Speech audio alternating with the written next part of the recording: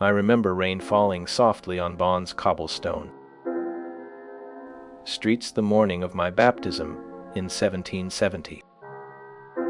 The Cologne Cathedral held a quiet solemnity as the water touched my infant brow. Bonn was a modest town shaped by the gentle flow of the Rhine River. Our home stood near the market square where life demanded constant musical discipline. My father Johann, a court tenor, began my lessons before dawn each day. He recognized potential talent and sought to cultivate it with rigorous care. Practice filled the hours, the harpsichord notes echoing through our rooms. Neighbors sometimes heard my diligent efforts through the thin walls. The court provided structure, yet financial stability remained elusive for our family. I recall the scent of wet stone mixing with wood smoke on cold mornings. Distant church bells marked the hours through frosted window panes in December. The air carried the clean smell of the nearby river at dawn. This quiet atmosphere enveloped the sleeping town before daily life began anew.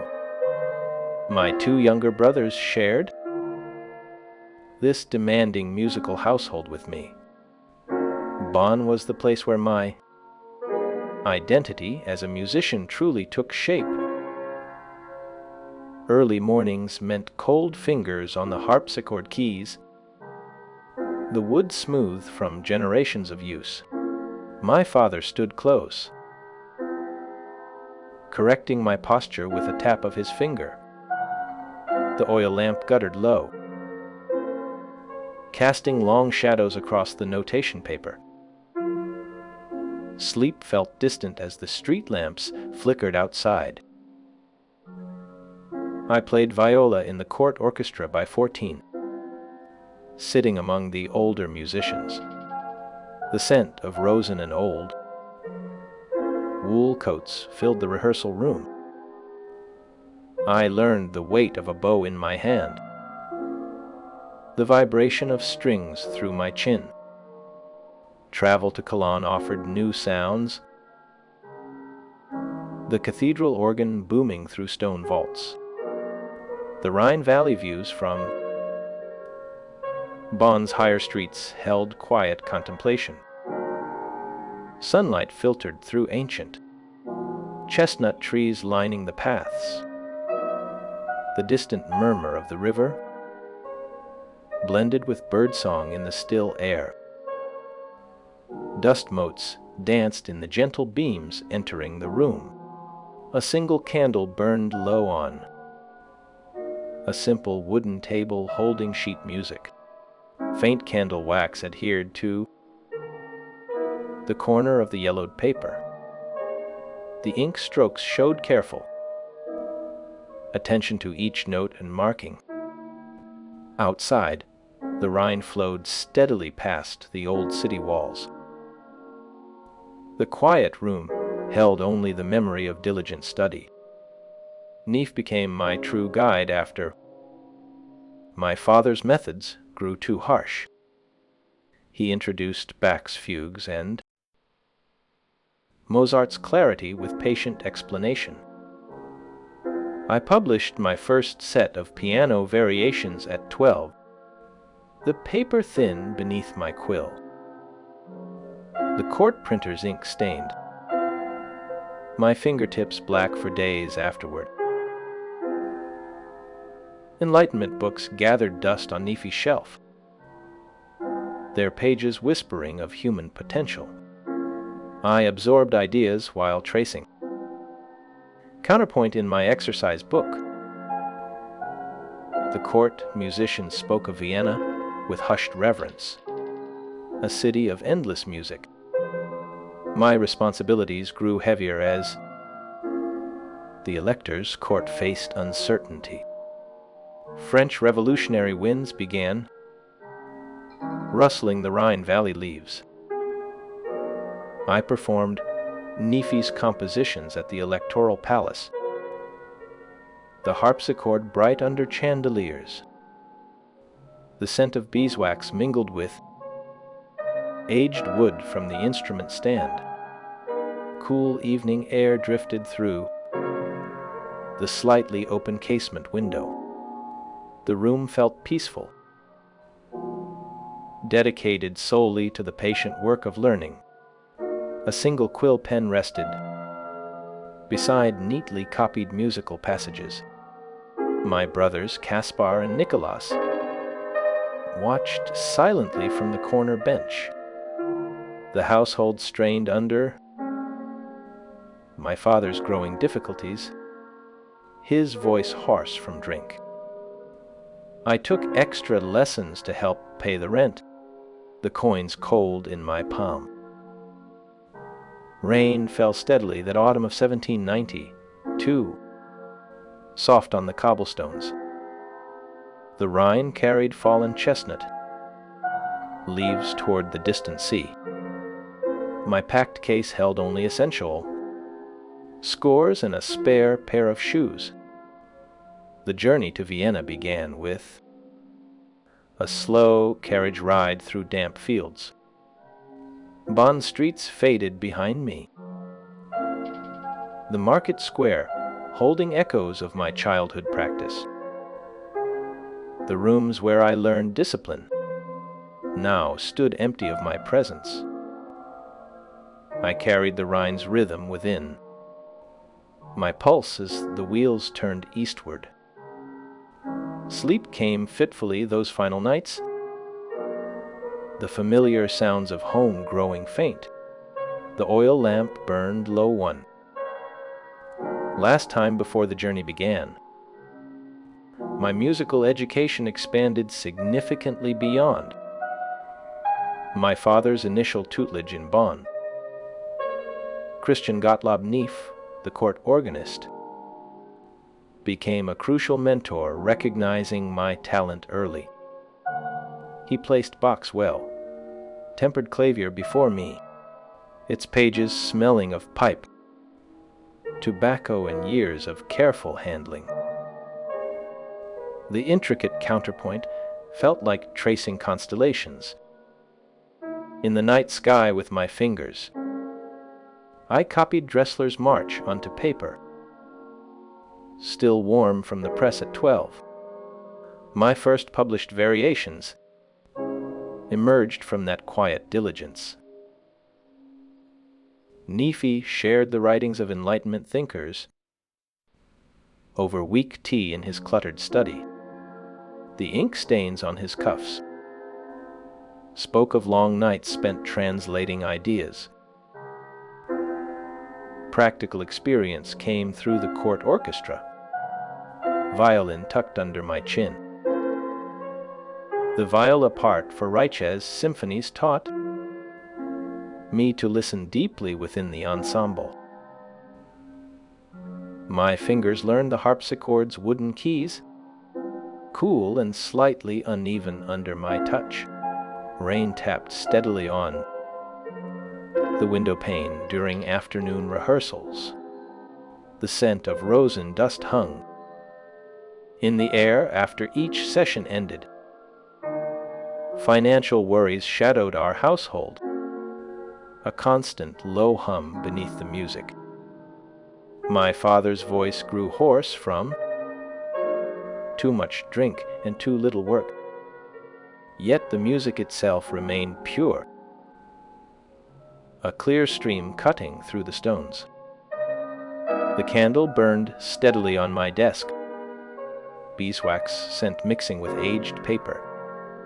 Faint candle wax adhered stubbornly to the corner of the yellowed manuscript. My ink-stained fingers moved with careful attention to each note and marking. Outside, the Rhine flowed steadily past the moss-covered city walls, unseen but heard. Cool evening air drifted through the slightly open casement window. carrying river mist. Dust motes danced gently in the flickering flame above the harpsichord stand. A single quill pen rested. Beside neatly copied musical notation, its tip dried dark. The quiet room held only the faint residue of rosin from earlier practice. This space felt entirely mine, a harbor against the day's demands. I composed small keyboard pieces late into the night, the ink flowing steadily. The local patrons noticed this work, their quiet nods a form of payment. Herr von Breuning invited me to his library, his daughters listening intently. The polished wood of his grand piano felt different beneath my hands. His support felt solid, like the stone foundations of Bonn's old houses. I absorbed Mozart's scores with the same hunger as my daily bread. His melodies lived inside me, shaping my own emerging voice. The court provided structure. Observing professional musicians at work each day, Bonn itself was a small city, nestled along the Rhine's gentle curve. Its streets were paved with worn cobblestones, reflecting the soft light of oil lamps. Rain fell softly that December morning, the scent of wet stone sharp in the air. Wood smoke curled from nearby chimneys, mixing with the clean river smell. Distant church bells marked the hour through frosted window panes, a familiar rhythm. This quiet atmosphere enveloped the sleeping town before daily life began anew.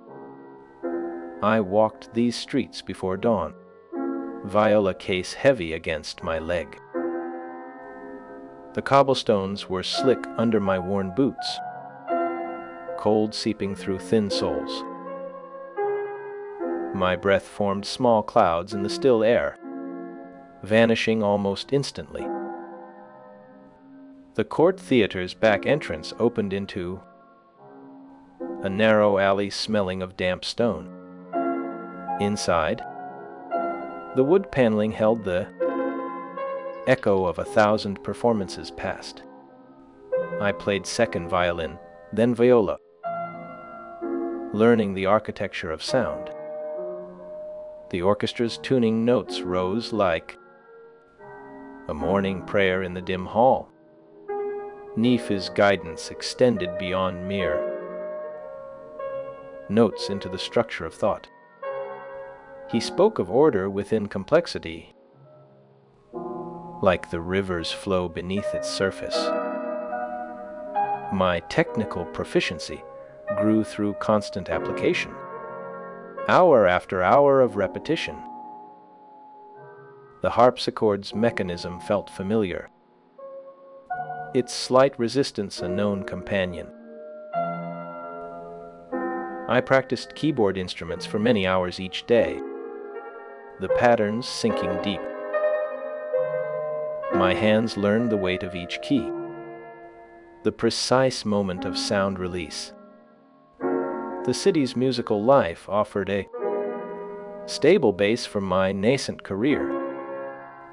Bonn's quiet streets held the echo of my footsteps returning home late.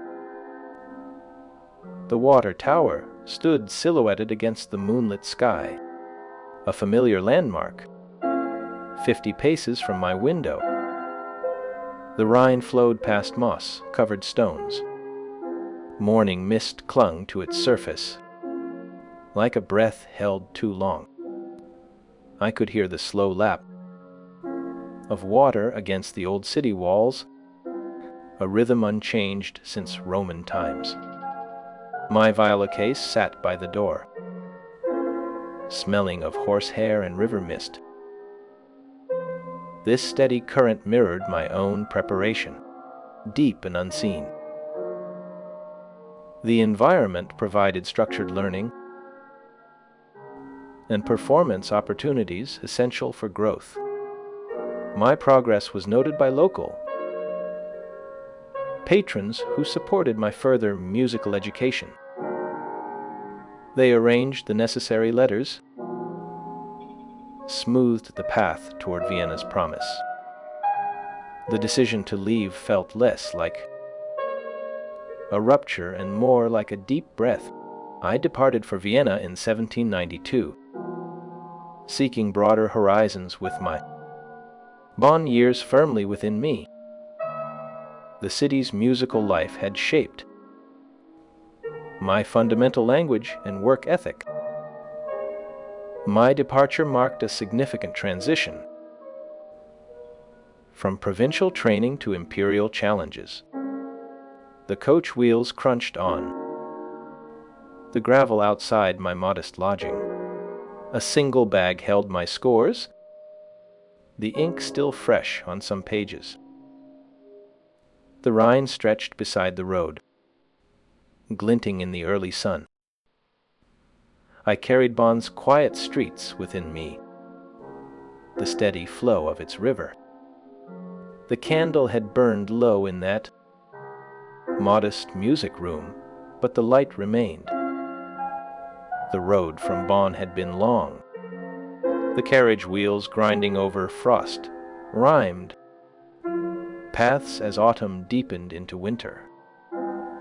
Vienna rose before me, a city of stone and candlelight, far grander than the quiet streets beside the Rhine. My lodgings near the Michaelerplatz smelled of damp wool and old paper, the bed narrow and hard beneath thin blankets. Hayden received me with polite reserve, his hands small and precise as he corrected my counterpoint exercises. The air in his study held pipe, smoke, and the dry scent of vellum scores. I walked the Ringstrasse daily, my boots scuffing the frozen earth, seeking silence in crowded rooms. Bonn's river murmurs felt distant now, replaced by carriage rattles and street vendors' cries. My hearing began its slow retreat that first winter. Distant church bells blurred into a dull throb behind my eyes. The silence grew thick, like wool packed inside my skull. I measured my wine in cups each afternoon, a deep red from the Washoe Valley. Medical studies later noted this habit averaged 600 milliliters daily. It warmed the hollow spaces the silence carved within me. Letters to Wegeler in Bonn carried news of fever and chills, the ink blurring where my hand trembled. My rooms held only a harpsichord, a small table, and a single chair by the window. Frost traced delicate patterns on the glass at dawn. I traced them with a finger, watching the city slowly wake below. Sleep rarely came easy, the pillow rough against my cheek. Dreams were filled with sounds I could no longer hear in waking hours. The city's heartbeat pulsed through the floorboards, a vibration I felt in my bones. I counted the cracks in the plaster ceiling long into the night. Morning light found me at the keyboard, fingers finding notes before thought arrived. The keys felt familiar, solid beneath my touch, a language untouched by silence. Street musicians played beneath my window, their melodies fading as I approached the casement. I closed it softly, the latch clicking into place. The quiet room held only the memory of diligent study.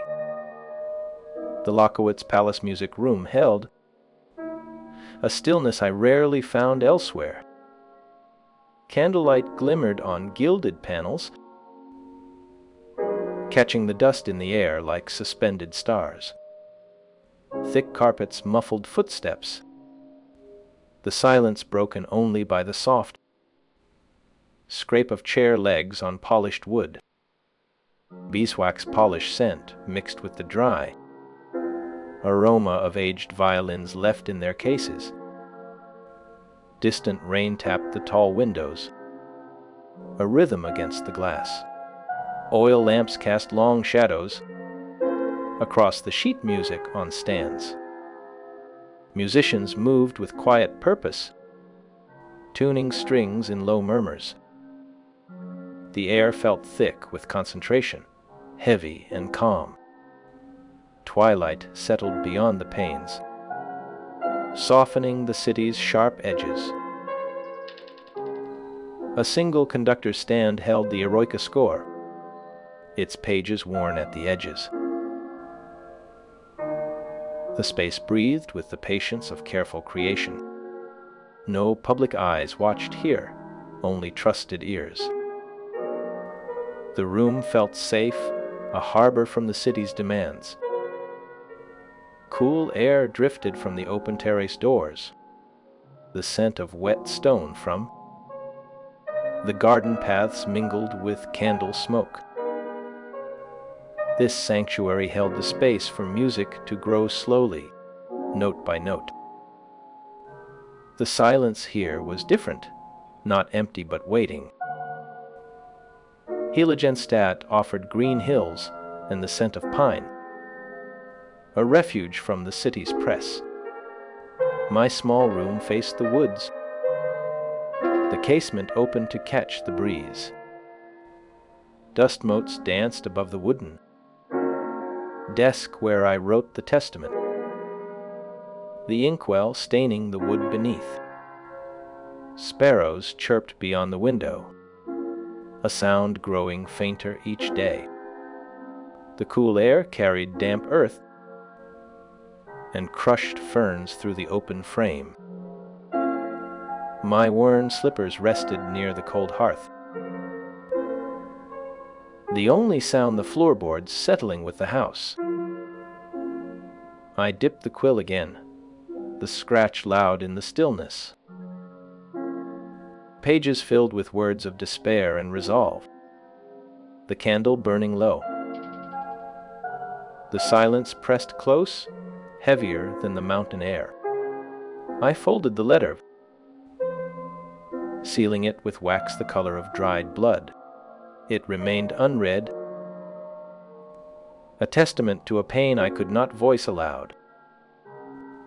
Sleep came in fragments, broken by the weight of solitude. Dawn found me walking the forest paths, the gravel sharp beneath thin shoes. Sunlight filtered through ancient chestnut trees, dappled and cool. The Rhine's distant murmur echoed in my memory, a sound I could barely recall.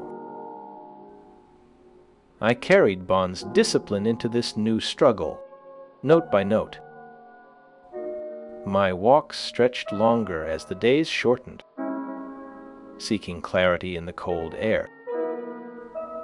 The city's demands felt distant here, muffled by pine needles and earth. Vienna's grandeur offered little comfort against the encroaching quiet. I returned each evening to the empty room, the music paper waiting.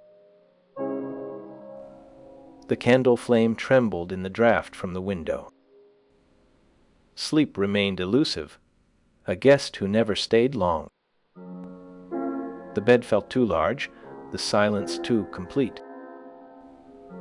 I lay listening to the slow drip of a leaky gutter outside. Each drop marked the passage of another restless hour. The city slept while I counted its distant, fading sounds. My hand found the wine cup on the bedside table, the last sip cold. The room held only the memory of diligent study, the quiet dignity of sustained effort. Rain began again on the cobblestones, a soft rhythm against the stones. It was a sound I could still recognize, clear and true. I closed my eyes against the candle's final flicker. The darkness held no music, only the echo of what was lost. The silence settled like a familiar shroud, heavy and deep. Sleep, when it came, felt like sinking into cold water. Sunlight filtered through tall windows into my Vienna studio around 1803. Stacks of manuscript paper covered the heavy wooden table, its grain darkened by years of handling. Inkwells dotted with dried specks stood beside, a quill pen resting on ruled staff lines. The scent of paper and iron gall ink filled the quiet room, sharp and permanent. A fortepiano stood nearby, its lid propped open. Keys slightly yellowed under the morning light. Outside, the distant murmur of city life was barely audible through the glass. Dust lay softly on the spines of well-worn music theory books. The city breathed distantly. My fingers traced the cool ivory keys, finding familiar shapes in the silence. A single dried flower rested between the pages of Bach fugues, its petals brittle as old manuscript paper. The afternoon light cast long, calm shadows across the floorboards where my slippers left faint scuff marks over years of pacing. Every object spoke of sustained, meticulous work without haste or distraction. I composed Piano Sonata No. 31 November evening, when the stove fire crackled low, the E major notes unfolded slowly, each phrase tested against the quiet. My hearing loss deepened significantly, yet the inner sound remained clear and precise. The city's sounds faded into a distant hum I barely registered. I revisited earlier musical ideas with new complexity, weaving threads from past sketches into fresh tapestries. The andante favori motive reappeared transformed, like an old friend seen through new eyes. Works like the Ninth Symphony explored spiritual dimensions through Schiller's text. The Ode to Joy melody emerged. After many false starts on worn paper, Prince Lichnowsky's florins arrived, quarterly in linen envelopes, the coins cool against my palm. This financial support proved essential for my early career stability in Vienna. Patronage formed a crucial foundation.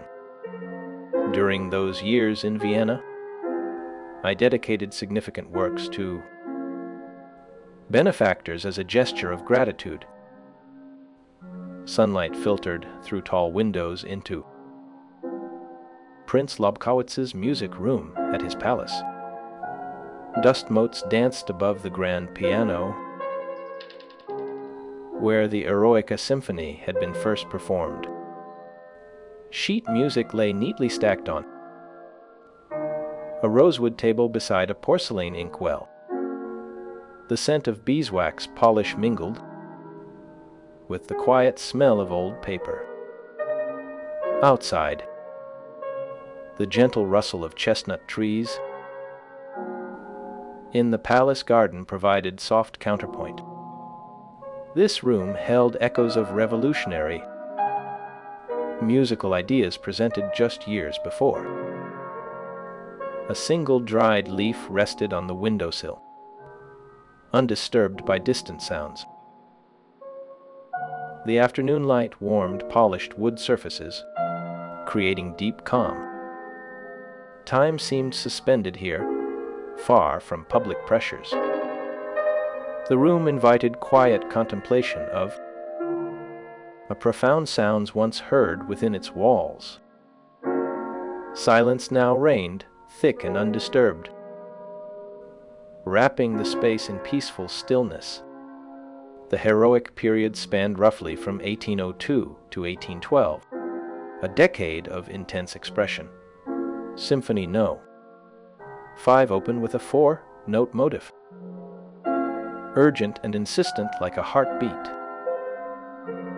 This motif permeated the entire structure, creating remarkable unity across 4 movements.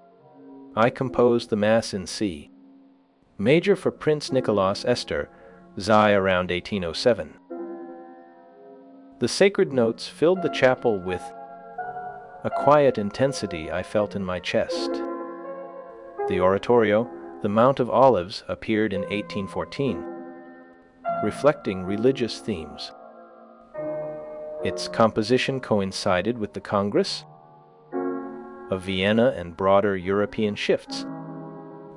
Cool evening air drifted through the slightly open casement window.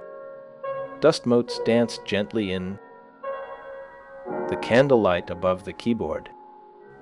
The room felt peaceful, dedicated solely to patient work of learning. A single quill pen rested beside neatly copied musical notation. The silence was deep and undisturbed, perfect for concentration. This calm atmosphere nurtured daily discipline and focus. The late period began around 1815, revealing profound introspection and formal innovation. String Quartet No. 14 in C sharp minor Op. 131 pushed musical boundaries further. Sketches for its 7th movement were created in 1827, the year of my death. The music became more contrapuntally dense, harmonically adventurous, and emotionally nuanced. I synthesized my entire artistic journey into these final statements. The technical demands remained high, but served expressive and philosophical aims. My style matured into a unique language-blending tradition with radical innovation.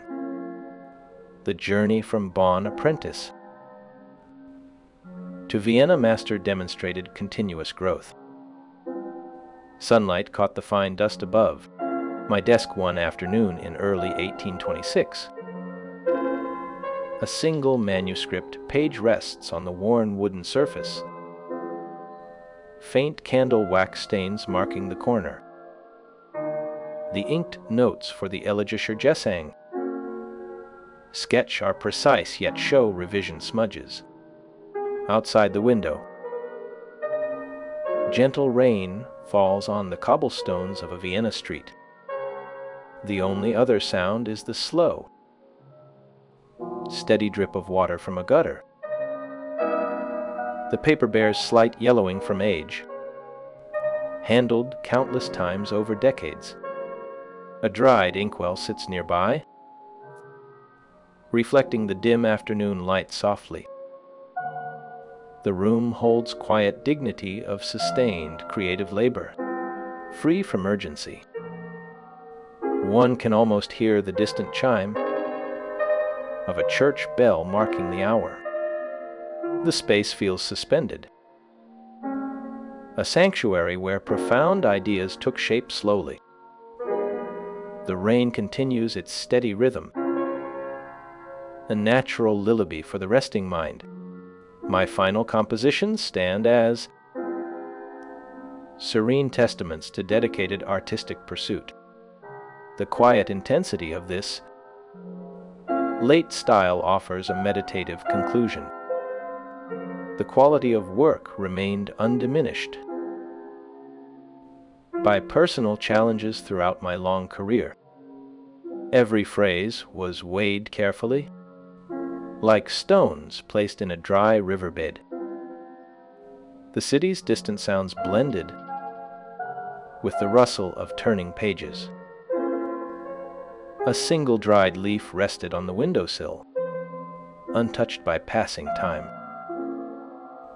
This room held all the silence I would ever need. The first time I noticed it, I was tuning a violin in Prince Lichnowsky's music room. High notes shimmered just beyond reach, like sunlight through dusty window panes. I pressed a tuning fork against my front teeth, feeling the vibration in my jawbone instead of hearing it. The silence grew heavier that autumn. Paper rustled under my fingers as I copied scores. Street noise blurred into a distant hum I could no longer place. My landlady's voice became muffled behind closed doors. I moved apartments 3 times within 18 months. Each room needed thick curtains and rugs to swallow echoes. The Danube's current sounded like distant thunder, felt more than heard through riverbank soil. A single conversation book appeared on my desk, its pages blank and waiting. Friends wrote their questions with careful penmanship. My replies filled the margins in ink-stained script. The city's bustle scraped against my nerves like rough wool. I took long walks beyond the city walls where only birdsong remained clear. Birch trees lined the path near Heiligenstadt, their leaves whispering secrets I strained to catch. My left ear held a faint echo longer than the right. Candlelight flickered across manuscript, paper late into the night. I traced musical lines with my thumb, remembering how they should sound. The inkwell beside my elbow held dark, still water. A clay cup held the last dregs of cold peppermint tea. Floorboards creaked softly in the empty apartment. Thick velvet curtains blocked the street lamp's glow. This quiet room held only the scent of beeswax polish and old paper. Dust motes danced in the single shaft of afternoon light. The worn armchair showed the shape of my body after hours of work. Outside, Vienna rebuilt itself slowly after the bombardment's scars. Fallen chestnut leaves gathered on the Augarten Park paths. A single dried leaf rested on the open page of my conversation book. The silence felt different here, less like absence and more like space. Medical men applied warm compresses, soaked in vinegar, to my temples. They offered ear trumpets shaped like polished seashells, useless against this internal quiet. The wine merchant delivered 2 bottles every Tuesday without fail, though my throat burned after each swallow. I walked the canal paths when the fog lifted over the water. My boots sank slightly into the damp earth near the reeds. The river's rhythm was a steady pulse beneath my feet. I watched ducks glide across the surface, their movements silent from this distance. My nephew Carl's laughter became a shape on his face rather than a sound. He pointed to sparrows hopping on the cobblestones, miming their chirps with his hands. The city's church bells rang, for weddings and funerals alike. vibrations traveling up through my chair legs. I carried a small notebook to note sudden musical phrases before they dissolved. The paper felt rough against my fingertips as I scribbled in haste. Moonlight silvered the rooftops. During those sleepless nights, a single candle guttered low beside my bed. The pillow held the faint smell of lavender sachets. Street noise had long since faded into meaningless rustling. I pressed my palm flat against the piano soundboard, feeling the low notes resonate in my palm. High chords vanished completely, leaving only the vibration of the wood. My landlord's footsteps approached the door, a familiar rhythm I counted in my head. Conversation books filled with practical matters, bread prices, delivery times, weather reports. Friends' handwriting grew bolder, as if volume could pierce the quiet. One page held a sketch of a birdhouse Carl built, drawn with careful lines. The Danube's surface shimmered with broken reflections of cloud cover. A single leaf floated downstream, spinning slowly in the current. Water lapped rhythmically against the stone bank where I sat. My boots were damp from the morning mist clinging to the grass. The air carried the clean smell of wet earth and river weed.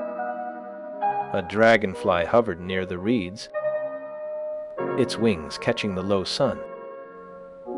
I watched its flight pattern, memorizing the movement for later. The quiet here felt like a deep pool, undisturbed and cool. My pocket held a smooth stone I'd picked up earlier. Cool to the touch? Distant church bells vibrated faintly through the soles of my boots. The Missa Solemnis demanded every ounce of concentration I could muster.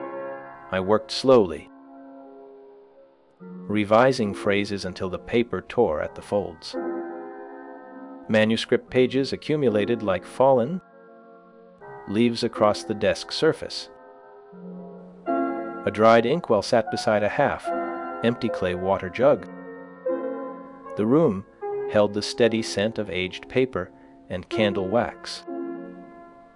My hands moved from keyboard to paper and back again, testing vibrations. High notes existed only as memory now, recalled from younger years.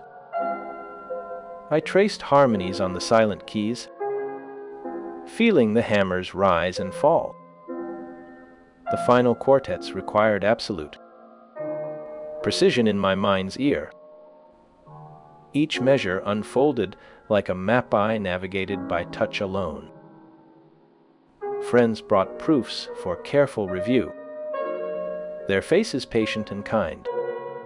I checked every accidental, every slur with magnifying glass in hand. My nephew Carl brought fresh ink when the old supply ran low. The sound of his footsteps became a familiar pattern on the stairs. Street noise had long since lost its meaning, just shifting air pressure. Medical treatments left bruises on my arms that faded slowly. I endured the leeches and hot baths without complaint. The silence was a companion I'd learned to trust over time. Moonlight traced patterns across the floorboards each evening. A single oil lamp cast long shadows in the quiet apartment. The city slept beyond my thick, curtained windows. I reviewed the Ninth Symphonies, choral finale in my mind's ear. Schiller's words about joy echoed, as pure vibration in my bones. The final notes of the ode to joy existed only as pressure in my chest. My breathing slowed to match the room's natural rhythms. The candle flame burned steadily without a draft. Paper edges felt crisp under my searching fingers. A single dried rose petal rested between the pages of my philosophy book. The silence held no fear anymore, only the space for creation. Sleep came easier now, undisturbed by distant street clamor. I drifted off to the sound of my own heartbeat in the dark. I remember the afternoon sun filtering through the tall Heiligenstadt windows late in 1802. Dust motes drifted above my simple wooden desk where the inkwell left a dark ring on the pine surface. Sparrows chirped distantly in the Vienna woods beyond the open casement. Cool air carried the scent of damp earth and crushed pine needles across the room. My worn leather slippers rested near the cold hearth. The only sound the soft settling of old floorboards. I felt the silence press against my temples like a physical weight. The music paper scattered before me held only words this time. My hand trembled slightly as the quill scratched across the staff lines. This room held both my deepest despair and my stubborn resolve. I wrote of my fear of isolation, the shame of not hearing conversation. The ink blurred where my tears fell upon the page. My hearing slipped away like sand through clenched fingers. I kept the testament sealed, never sending it to my brothers. The paper felt rough beneath my fingertips as I folded it away. I returned to composing the next morning. The silence did not stop the music inside my head. It simply changed how I listened to it. My daily walks through the countryside became my lifeline. I followed the riverbank paths where the rustling leaves and flowing water were still faintly audible. The crunch of gravel underfoot grounded me in the physical world. I carried a small notebook for sudden musical ideas. The scent of wild thyme rose from sun-warmed rocks along the trail. My leather satchel held a flask of wine, its bitter taste familiar on my tongue. I drank regularly now, the wine easing the constant pressure in my skull. Contemporary accounts would later note this habit, though they did not understand the silence. The city noise grew unbearable as my hearing faded further. I moved between apartments seeking quiet, each room a temporary refuge. Trusted friends copied my scores by hand when I could no longer hear the piano. Their patience was a quiet gift I never took for granted. The Eroica Symphony emerged from this struggle, its notes sprawling across the staff. I worked slowly, testing harmonies against memory alone. The symphony's first private hearing happened at Prince Lockowitz's palace. I watched the musicians' bows move across the strings, feeling the vibrations through the floor. Its public premiere confirmed what I already knew deep in my bones. Music demanded more than sound alone could provide. The silence shaped but did not destroy the work. I found peace in gardens outside Vienna's walls. The rustle of willow branches and the damp smell of river mud were precious sounds. My walks often ended at the same quiet bench overlooking the Danube. I sat there for hours, watching the water's slow current. The city's bustle faded into a distant hum behind me. A single quill pen rested beside neatly copied musical notation. The silence was deep and undisturbed, perfect for concentration. This calm atmosphere nurtured my daily discipline and focus. I drank the wine slowly, savoring the ritual as much as the liquid. My hyperthymic nature carried me through the darkest days. Periods of intense work were followed by necessary rest and reflection. Sleep rarely came easily, my body aching from the day's exertions. Nighttime brought the loudest roar of silence in my ears. I learned to find solace in the rhythm of my own breathing. The late quartets demanded immense concentration within this silent reality. I composed them entirely deaf, relying on memory and inner hearing alone. Manuscript sketches show countless revisions, each note carefully weighed. The process was arduous, requiring sheer force of will to sustain. Thick curtains in my study blocked the street noise below. Sunlight filtered through the tall window, illuminating dust motes dancing above of the heavy wooden desk. Scattered across its surface lay several sheets of manuscript paper covered in dense, confident notation. A quill pen rested beside an open inkwell, its dark surface still.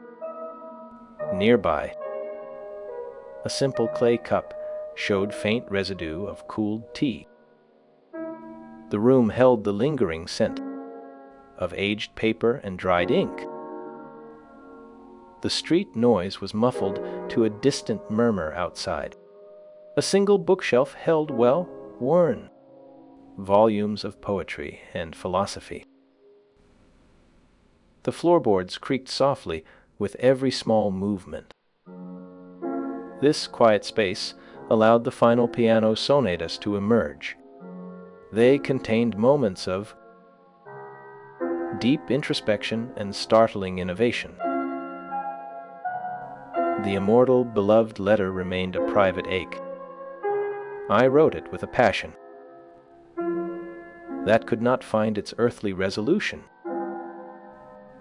Romantic attachments ended in disappointment, leaving quiet scars. Josephine Brunswick's face appeared in my thoughts during long walks. My concerns about her connection to Count Wolkenstein proved unfounded later. The letter's recipient remains debated by scholars today. My personal life carried frequent bouts of deep depression. Yet the music continued, note by stubborn note. The Heiligenstadt Testament was written on music paper with staff lines. I used the same paper for both words and notes without thinking. This room in Heiligenstadt held my despair and my resolve. I never sent the letter, but kept it as a testament to survival. The symphony No. 2 emerged while my hearing worsened significantly. Its 4 movements balanced classical structure with personal intensity. The Creatures of Prometheus ballet brought early success on Vienna's stages. 23 performances proved my ability to move an audience. My heroic period spanned from 1802 to 1812. It produced works of expanded emotional and structural scope. The Symphony No. 5 presented a powerful narrative of struggle. Its 4-note motif echoed the rhythm of my own heartbeat. I settled in Vienna to study with Haydn and Albrechtsberger. Their lessons refined my technical command significantly. The city's musical environment demanded constant innovation.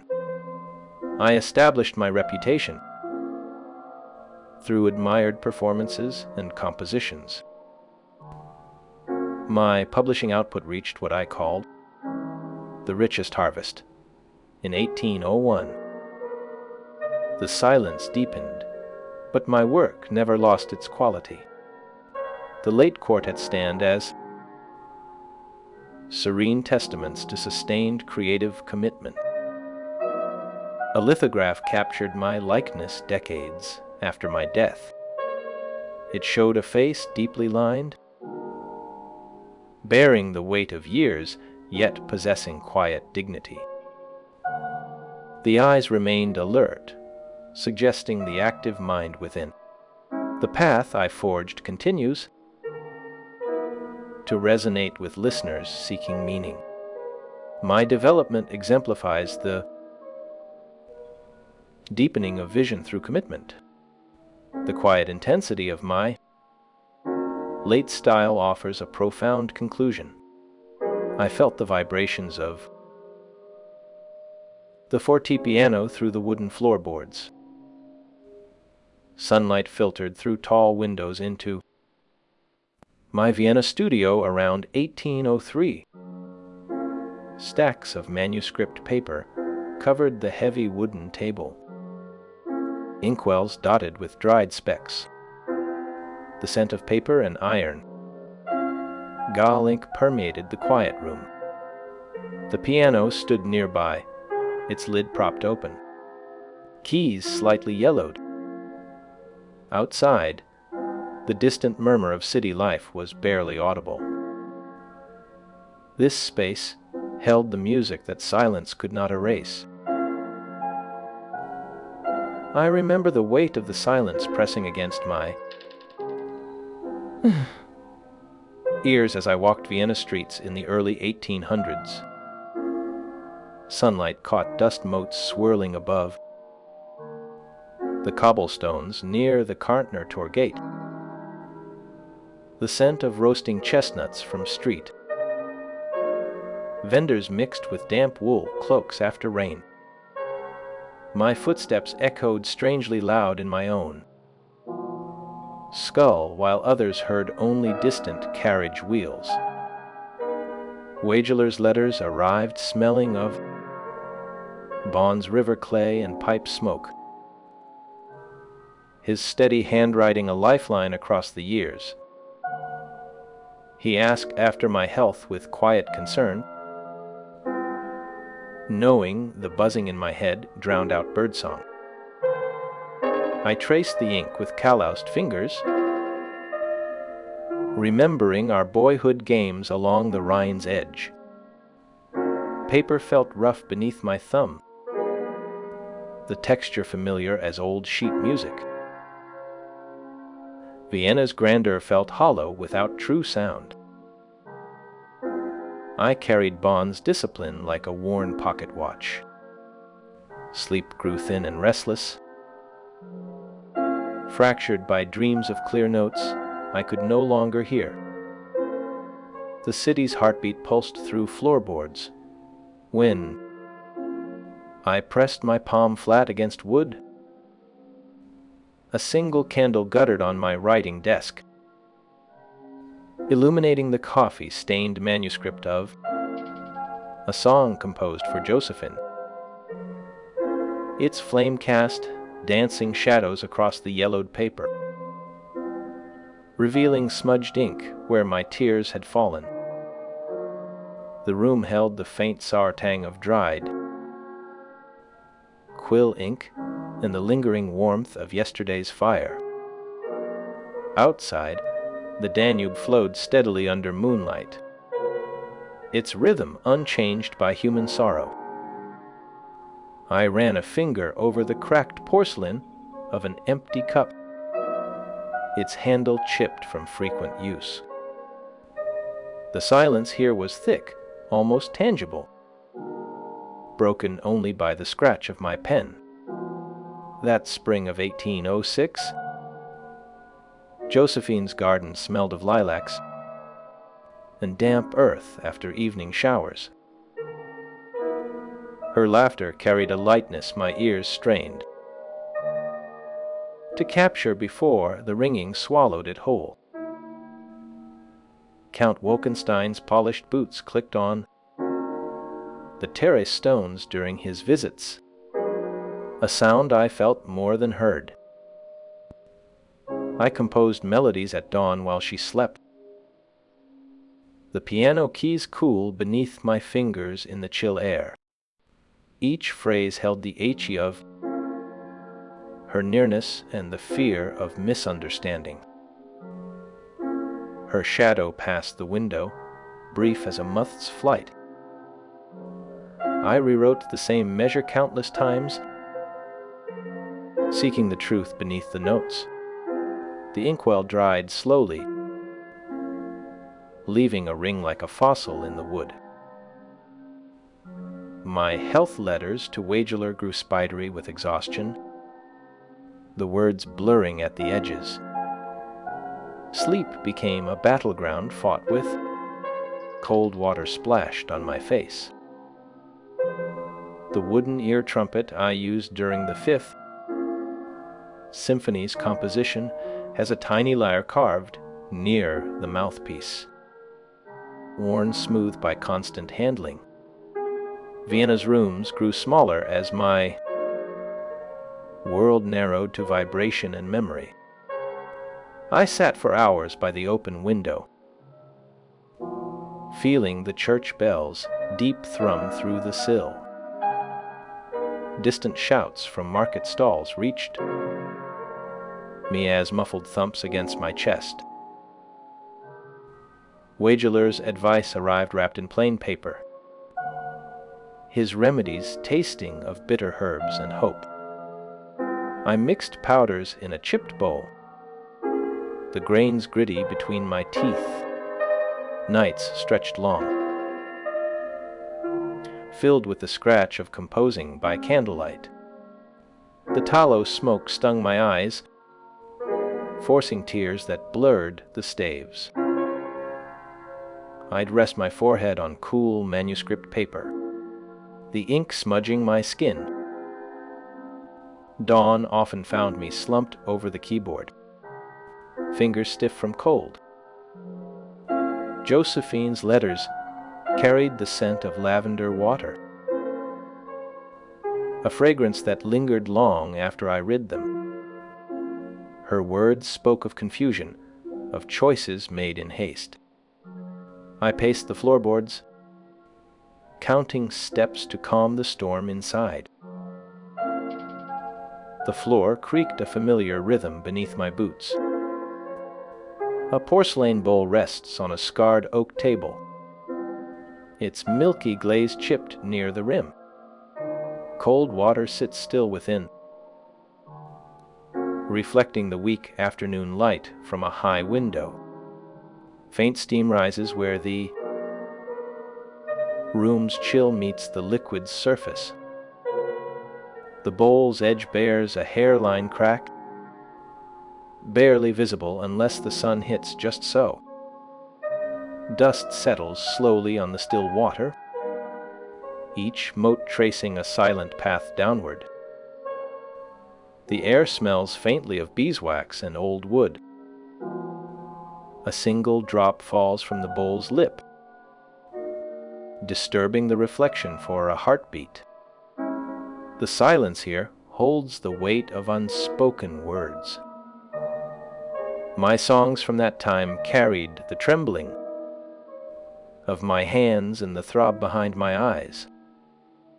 The piano's resonance board vibrated against my legs as I played, a language my body understood. I'd stop mid-phrase,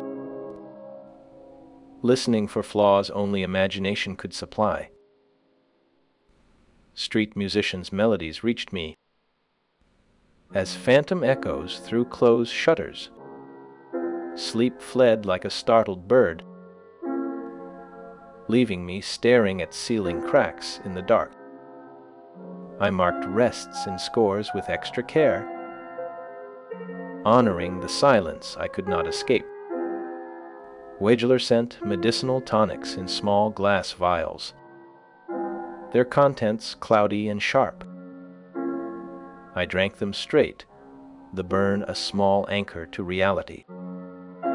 Vienna's grand salons felt like distant planets I could no longer orbit. Conversations became guesswork, gestures misread as threats or kindness. My landlord complained of midnight piano bursts. Unaware, I sought solace in sound. The city slept while I wrestled with the page, candle wax pooling like frozen time. The manuscript for Sansacht contains exactly 27 repetitions of the same note in its final verse, a heartbeat rendered in ink. Years later, walking along the Danube's bank, I felt the river's pulse through worn boot soles. The water's murmur was a vibration in my bones, clearer than any spoken word. Sunlight warmed the stone bench where I sat, its surface smooth from centuries of use. Distant children's voices reached me as tremors in the air. I watched clouds drift over the hills, their shapes shifting like musical phrases. My breath came slow and even, no longer fighting the quiet. The discipline from Bond streets remained, a steady rhythm beneath the chaos. Sleep now comes easier, a gentle tide rather than a storm. I think of Josephine's garden, of Wageler's steady hand, of notes only the heart can hear. The river flows on, carrying all our sorrows toward the sea. Vienna's lights glitter at dusk, a constellation of human striving. I close my eyes, hearing the music within. The silence is no longer an enemy. It is simply the space between notes. Sunlight filtered through the tall windows of my study on the M. Locker Bastei, catching dust motes above scattered manuscript pages. The worn desk held ink, stained quills and rough pencil. Sketches for the demanding fugue of the Hammerklavier Sonata. Outside, the Danube Canal murmured its steady rhythm beneath the city's breath. A simple clay water jug sat near the edge, its rim chipped from daily use. I remember the hopeful spring of 1803 when I first inscribed Bonaparte at the top of the Third Symphony's title page.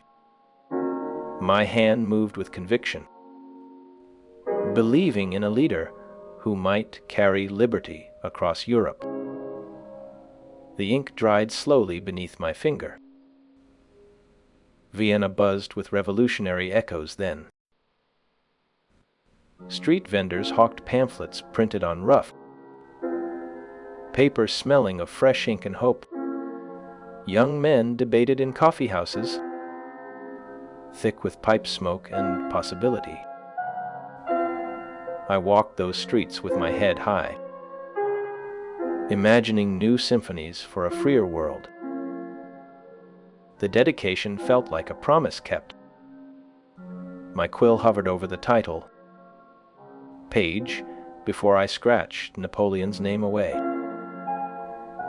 The paper tore slightly beneath my knife. Prince Lobkowitz's name followed in careful script. His palace became my sanctuary later.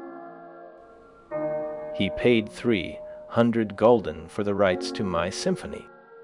The sum allowed months of quiet work without begging patrons. I recall the scent of beeswax polish mingling with aged wood from violins in his music room. Candlelight glimmered softly on gilded wall panels and rich tapestries within the grand hall. Distant sounds of string players tuning. Their instruments drifted through high, ceilinged corridors. A single oil lamp illuminated the conductor's stand near tall windows overlooking the garden. Twilight settled gently beyond the glass, softening the city's outlines. Musicians moved with quiet purpose, their footsteps muffled by thick oriental carpets.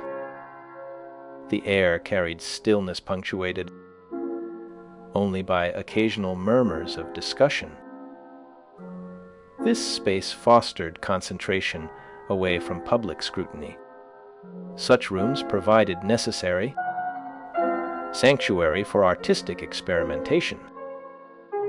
The palace embodied the cultivated environment patrons created for composers.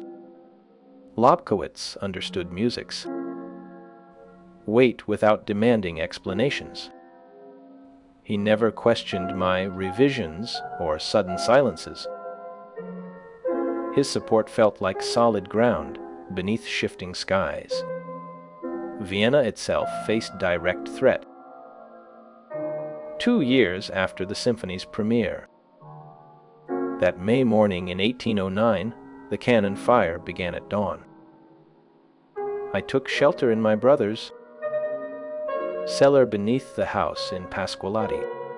Stone walls pressed close, smelling of damp earth and stored potatoes.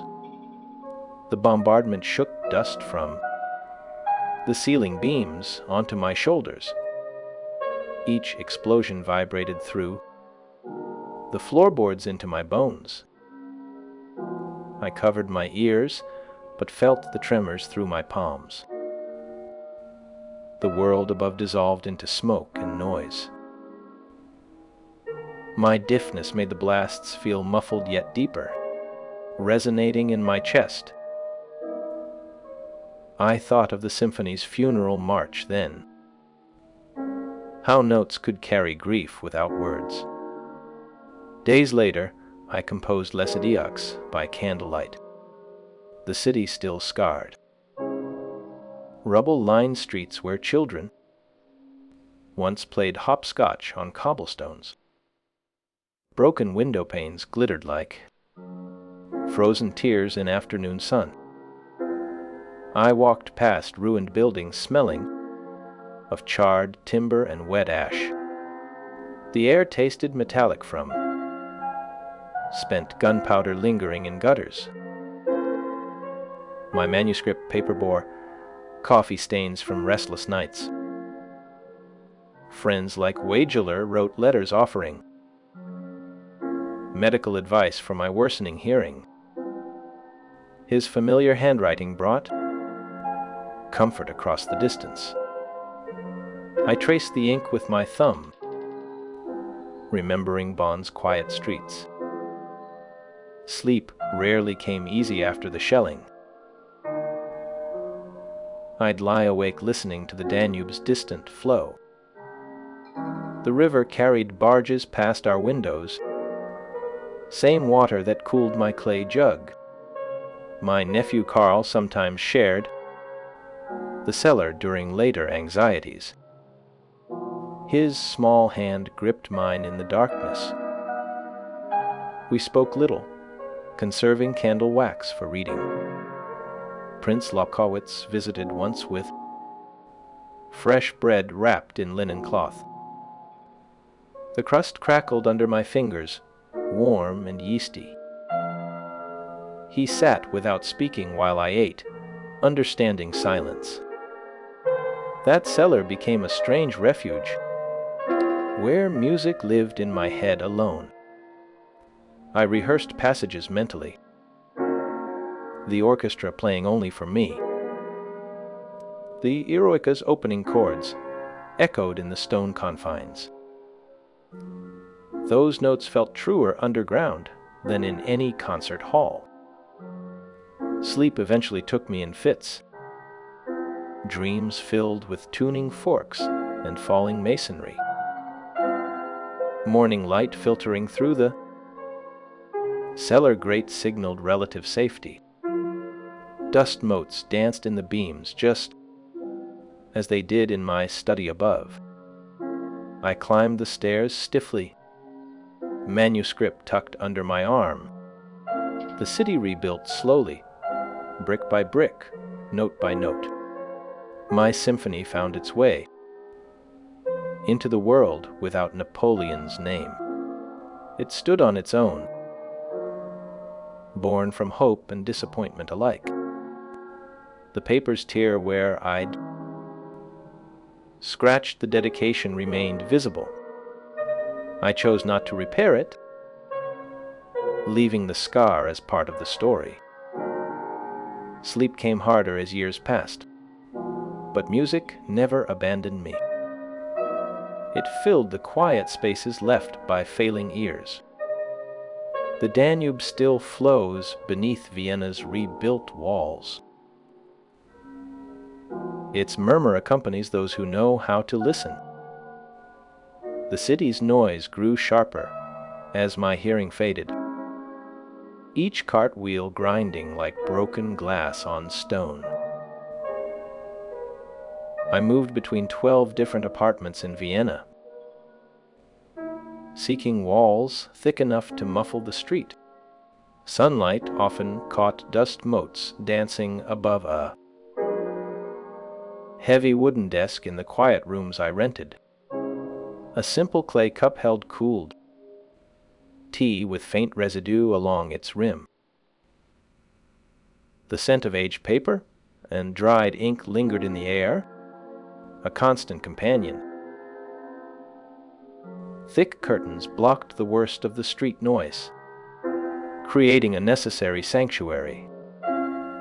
I walked the riverbanks outside, the city walls whenever possible, the willow trees dipping low into the slow water. Their leaves whispered a language I could still feel in my bones. My friends copied scores by hand, their quills scratching steadily through long afternoons. They managed the publishers and brought food when my own cooking grew too difficult. Prince Lichnowsky provided 600 florins each year, a steady stream that kept bread on the table. The late quartets demanded everything I had left within the silence. I worked slowly, phrase by phrase, feeling the vibrations of the piano through the floorboards. Manuscript pages showed countless revisions. Ink smudged where my hand paused in thought. The final piano sonatas emerged from this slow, patient labor, each note weighed in memory. A lithograph made years later captured my face as it was in 1819, deeply lined yet holding quiet dignity. The eyes remained alert, fixed on some inner landscape only I could see. The worn armchair before the desk bore the impression of long hours spent shaping sound from silence. Outside, the city murmured on, unheard within this focused stillness. Chronic pain settled deep in my abdomen, a constant dull companion through the nights.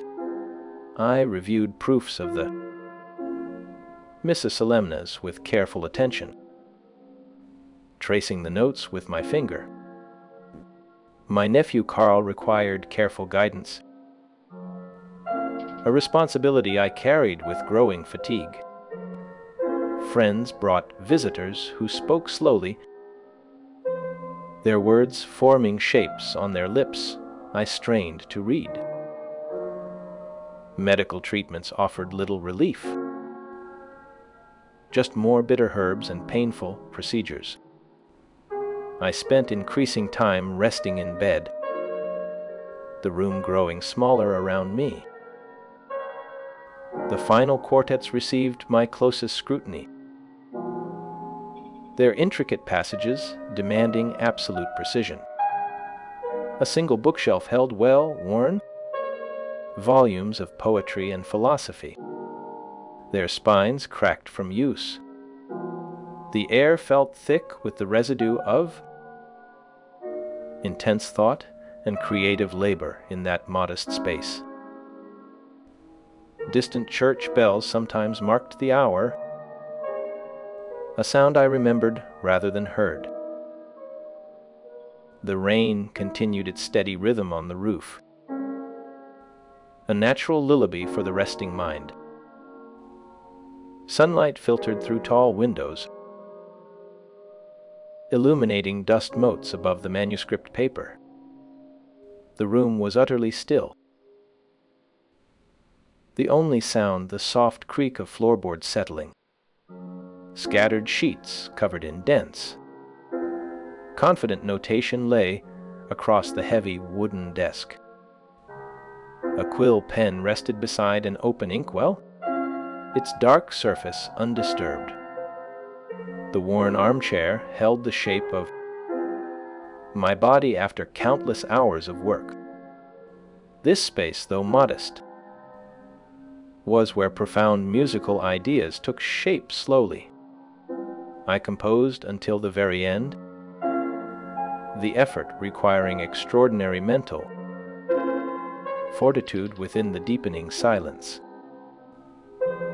My dependence on friends for daily tasks became more pronounced as weakness spread through my limbs. I expressed concern about unfinished projects during quiet conversations by the bedside.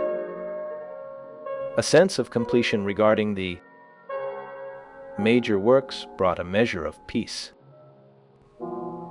Fellow musicians visited to pay their respects, their presence a quiet comfort. On a cold March evening in 1827, a violent thunderstorm raged over Vienna.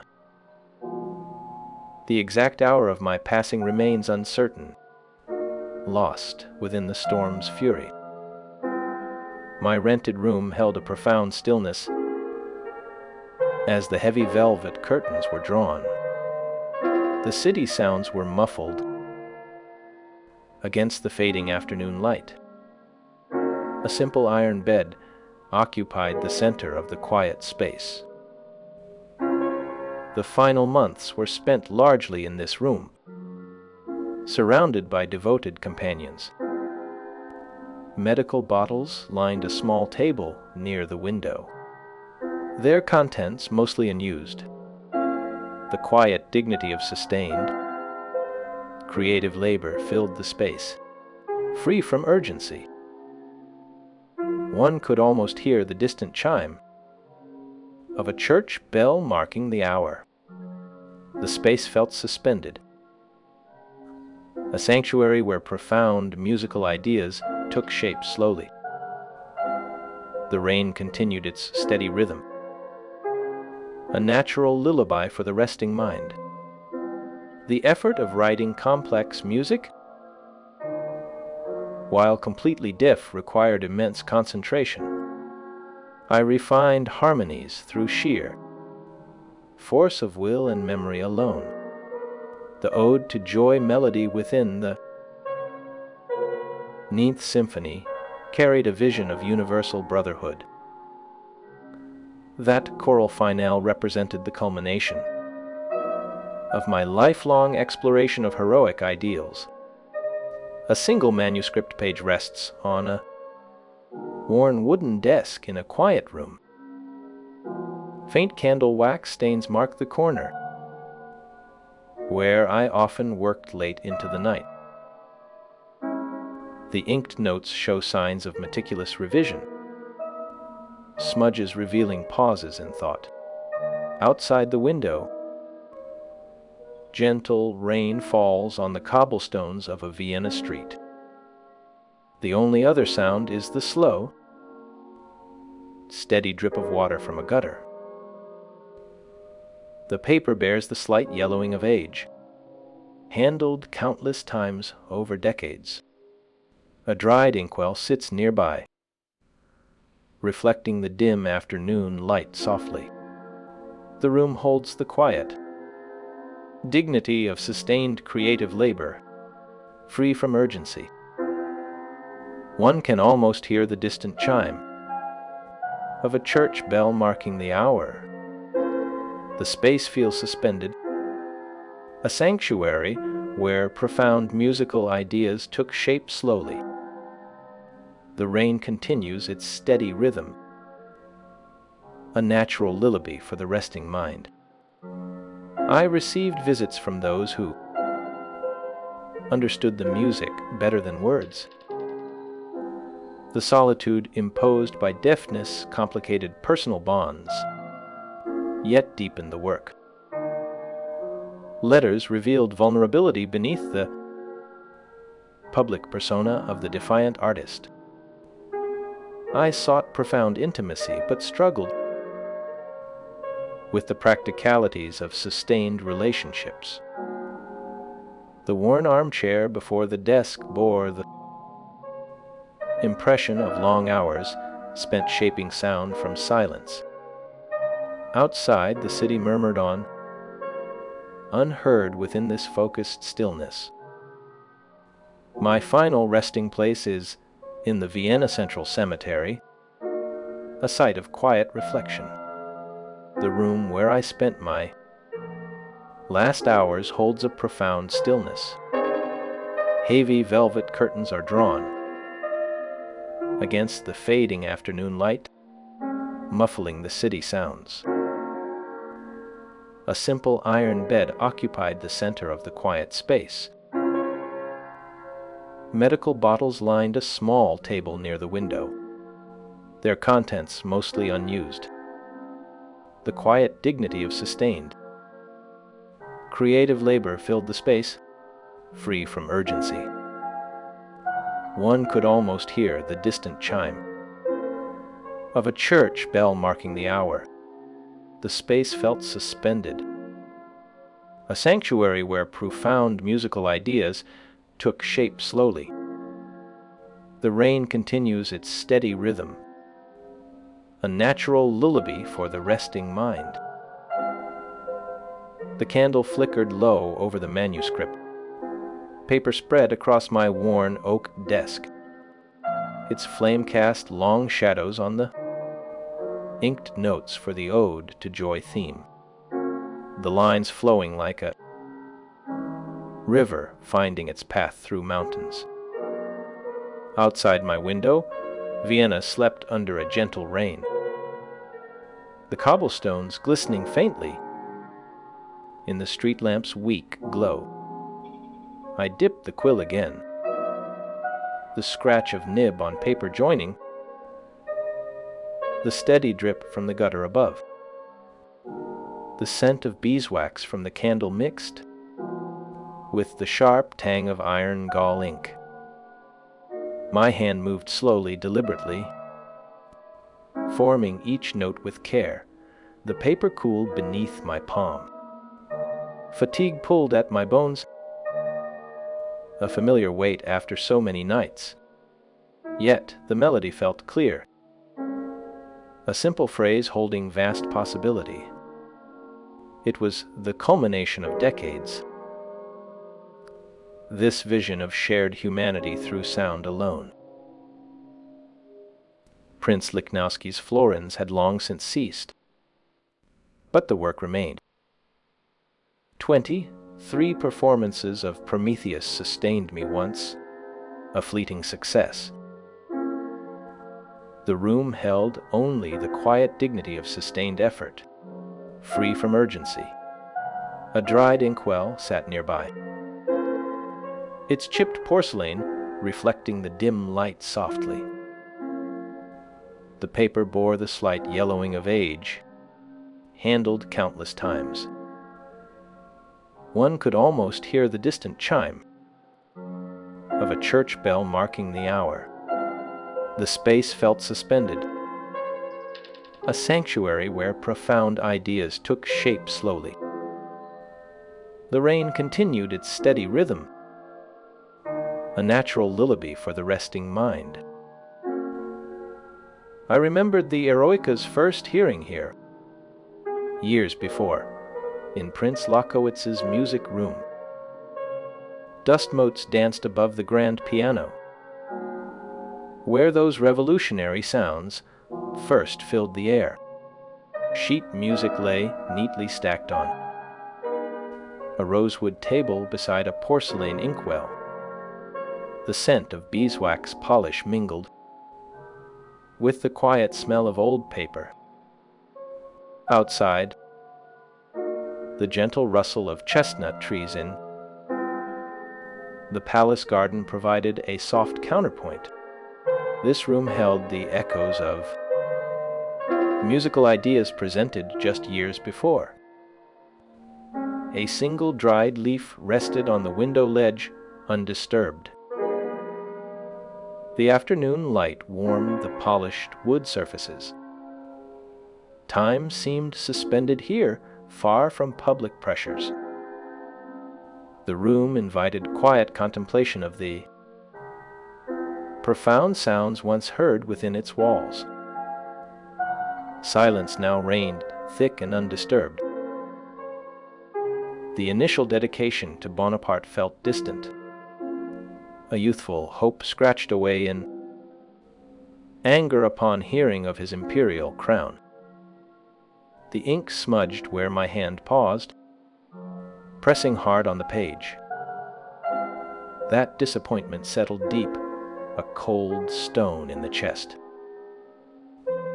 The symphony found its true home with Lockowitz, the music itself the only necessary statement. The French bombardment of Vienna in 1809 left its own mark, the city trembling under the cannon's roar. I took shelter in my brother's cellar, the earth vibrating through the stone floor.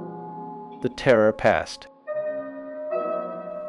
but the memory lingered in the quiet moments after. The Danube Canal's murmur outside my study provided a constant rhythm to the fugue sketches for hammerklavier. Scattered manuscript pages covered the desk, rough pencil lines showing the struggle. My fingers traced the contours of the demanding passages, the paper rough under my touch. The air carried the clean smell of the river at dawn, a steady presence. This quiet atmosphere enveloped the sleeping town before daily life began anew. The ode to joy melody felt different, simpler in its structure yet vast in its implication. It spoke of joy arising from sorrow, a brotherhood forged in shared experience. Schiller's words flowed onto the page, the ink dark and sure. I heard the voices in my mind, clear despite the silence pressing in. The vision was universal, a call answered not by instruments alone, but by the human voice joining them. It was a risk, this choral finale, breaking the symphonic tradition utterly. The candle wax pooled slowly at the corner of the desk. A small mound hardened from many nights. The paper felt cool and slightly rough beneath. My fingertips as I added the final stanzas. This work would stand as my testament. A serene conclusion after decades of struggle. The path forged here continues to resonate, a quiet force within the listener. Sunlight filtered through tall windows into my study on the Malocher Bastei, illuminating dust motes above the scattered pages. The worn wooden desk held ink, stained quills, and rough pencil sketches. Outside, the gentle murmur of the Danube Canal provided a constant, rhythmic backdrop. A faint scent of river water and damp stone drifted through the open window. The room held the quiet dignity of sustained creative labor, free from urgency. One could almost hear the distant chime of a church bell marking the hour. The space felt suspended, far from public pressures. The room invited quiet contemplation of the profound sounds taking shape slowly. Silence now reigned, thick and undisturbed, wrapping the space in peaceful stillness. The final movement emerged with a patience born of acceptance. The voices rose together, not in triumph but in shared understanding. The melody carried the weight of a lifetime, yet felt light as the rain on the cobblestones. It was the quiet intensity of this late style, a deepening of vision through sustained commitment. The ink dried slowly on the page, the notes standing clear against the yellowed paper. The candle burned lower, its light softening the edges of the room. My hand rested on the desk, the wood grain smooth under my palm. The distant sound of a carriage passing on the wet street faded into the rain's rhythm. This was the vision, finally realized. A simple song for all humanity. The room held only the quiet dignity of the work completed. The candle flame guttered once, then steadied, casting long shadows on the manuscript. The scent of beeswax and ink filled the small space. The rain continued its steady rhythm on the roof above. The paper felt cool and slightly rough beneath my fingertips. The final note stood clear against the yellowed page. The vision was complete, a serene testament to a lifetime of dedicated pursuit. I remember the silence becoming my companion. Most days after the last echoes faded entirely, Vienna's streets grew too loud for my comfort, so I sought refuge in the gardens beyond the city walls. The crunch of gravel beneath my boots marked each step as I walked among the willows by the Danube.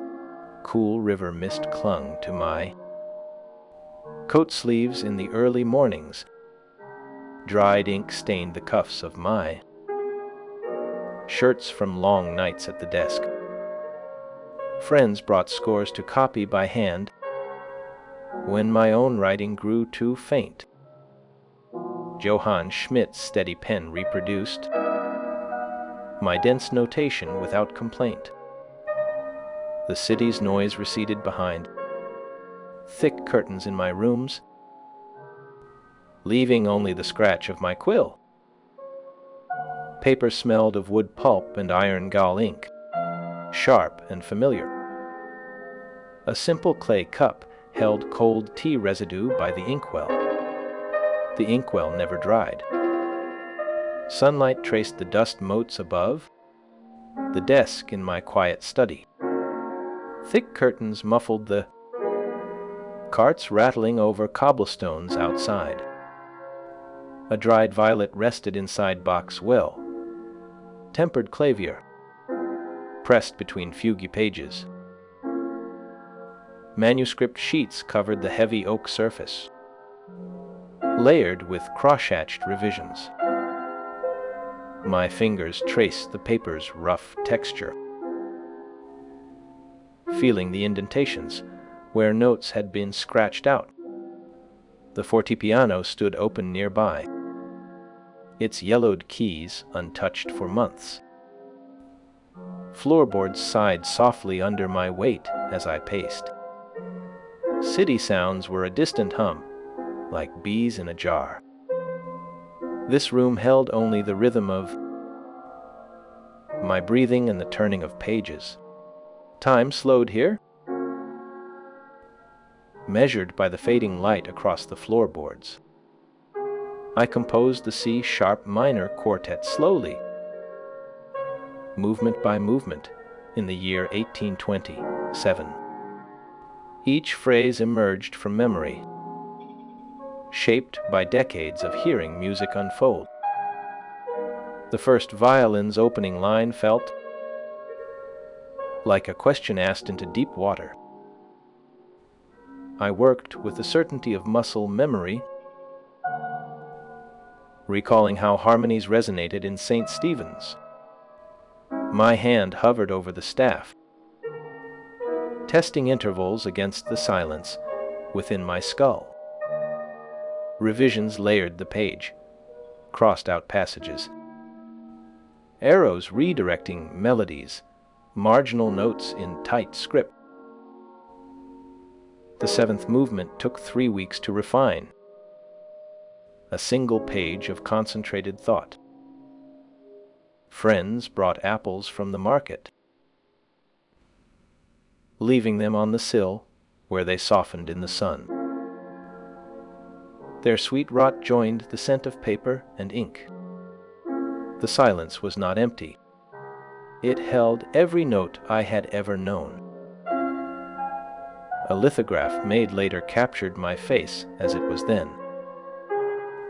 The lines around my eyes held the shape of concentration, not sorrow. My hair, still thick but silvered like river stones, framed a forehead deeply furrowed. The artist preserved the set of my jaw, firm even at rest. One cheekbone showed the slight puffiness from too much wine diluted with water. The eyes remained clear, fixed on some distant point beyond the room. That drawing showed a man who had wrestled with sound and found stillness. It did not show the tremor in my right hand when fatigue set in. The quartets flowed from this stillness, movement after movement unfolding like paths through a known forest. Opus 131 began with a slow ascent, violin notes climbing like sap rising in spring. I heard it all in the quiet of my bones. The Hammerklavier's fugue occupied me for weeks, its complexity demanding absolute precision. My pen moved slowly across the staves, building counterpoint like stone upon stone. Each revision felt necessary, a step toward clarity. Friends read my sketches aloud, their voices translating the silent marks into sound. I watched their faces for understanding. Sometimes they paused, confused by a dissonance I knew resolved perfectly. They trusted the journey. Thick curtains filtered the afternoon light onto the manuscript for the Eroica variations. Dust settled on the spine of a treatise about counterpoint, unread for months. A single feather lay beside the inkwell, shed from the quill I used. The room held no sound but the slow drip of ink from the nib. Street noise was a muffled throb, like a heartbeat through walls. Paper edges felt soft under my thumb where I'd turn pages. The silence had weight, a physical presence in the room. It pressed against the windows, filling corners with stillness. My hand moved across the page, shaping what only I could hear. I returned often to the E major sonata's variations, polishing them like river-smooth stones. The final movement's theme unfolded with a simplicity that belied its construction. Each variation revealed a new facet, like light on water at different hours. My fingers traced the keys silently, recalling the resonance of middle C. The process demanded patience, accepting that sound existed now, only as memory and structure. Friends brought news from the theater, describing the latest operas I would never hear. They spoke softly, respecting the quiet. One brought honey cakes wrapped in cloth, the sweetness sticking to my fingers. The crumbs scattered on the desk became part of the landscape. The late works felt like conversations with my younger self. Motifs from older pieces resurfaced, transformed by time and silence. The Andante Favori's melody appeared anew, clothed in different harmonies. Each quartet became a world unto itself, 7 movements flowing without pause in Opus 131. Writing them felt like mapping, constellations only I could see. The effort was immense, requiring hours of absolute focus. A headache would bloom behind my eyes if I pushed too long. I learned to stop when the room began to sway. Sleep came easily then, deep and dreamless. Morning brought fresh paper and the scent of new ink. The city stirred beyond the glass, but my world remained within these walls. The silence was my instrument now. I remember the weight of the pen in my hand that final winter, the ink freezing on the nib before it touched paper. Rain traced slow paths down the window pane, blurring the cobblestones outside into gray watercolor.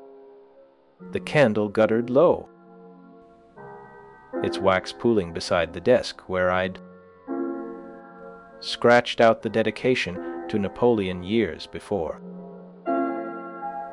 My stomach nodded with its constant dull ache, a familiar companion now. The silence was absolute, save for the drip from the gutter outside. A single page lay open before me, the notes for the elegiature, just sang precise despite my trembling fingers. The paper felt brittle, yellowed from handling, smelling faintly of iron gall and dust. A dried inkwell reflected the weak candlelight like dark glass. My nephew Carl had brought tea earlier, the clay cup still holding its faint residue on the sill. Thick curtains muffled the city's distant murmur, leaving only the room's quiet dignity. The armchair bore the deep impression of my body after countless hours. Rain tapped a steady rhythm on the roof, a natural lullaby for a tired mind. I traced the familiar grooves on the desk surface, worn smooth by years of work. My hearing had faded long ago, yet the music remained vivid inside my skull. The Ninth Symphony's choral lines swelled in my imagination. Schiller's words about universal brotherhood clear as day. That melody for the ode to joy first. came to me while walking near the Danube. The room felt suspended, a sanctuary where profound ideas took shape slowly. One afternoon, a shaft of light fell across the worn velvet of Styler's armchair in my memory. Dust motes drifted above the mahogany desk where my hands rested, one gently holding music paper. The deep green curtain behind me absorbed the room's stillness. Only the faint scratch of charcoal on paper marked the time. The scent of camphor lingered near the bed where I spent most days. A simple woolen blanket covered the iron frame, rough against my skin. The glass of water on the small table held a film of dust. Outside, the city sounds were distant thunder on that March evening. My final quartets demanded absolute focus, their intricate counterpoint filling my silent world. Sketches for the seventh movement of Opus 131 lay unfinished on the desk. I reviewed proofs carefully, ensuring each note was precisely placed. The effort to compose without hearing required immense concentration. Feeling vibrations through the floorboards. A fortepiano stood nearby, its lid propped open, keys yellowed with age. Dust lay softly on the spines of my music theory books. A single dried flower rested between the pages of a Bach fugue volume. The afternoon light cast long shadows across the worn floorboards. Every object spoke of sustained work without haste. Chronic pain made even turning pages difficult, yet the music flowed. Medical treatments offered little relief, just more discomfort. Friends brought soup and sat quietly, their presence a comfort. The air held the scent of old paper and dried herbs. I thought often of Prince Lichnowsky's support long ago. The 600 florins that allowed me to stay in Vienna. The room felt thick with the residue of intense thought. My final compositions explored spiritual dimensions I'd only glimpsed before. The string quartet, no. 14 pushed boundaries further than I'd ever dared. Its harmonic language felt like a new country.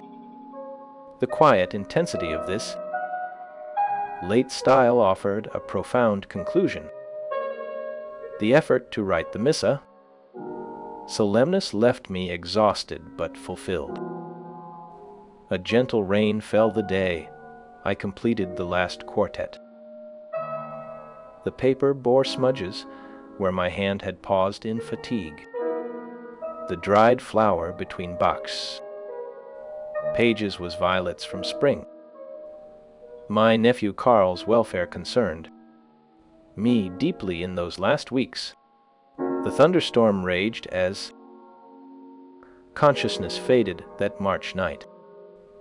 Friends held vigil by the bed, their faces blurred in the candlelight. The room held a profound stillness after the storm passed. Heavy velvet curtains were drawn against the fading light. The quiet dignity of this space remained free from urgency. I had traversed distinct phases, each building upon the last with unwavering purpose. The journey from Bonn apprentice to Vienna master demonstrated continuous growth.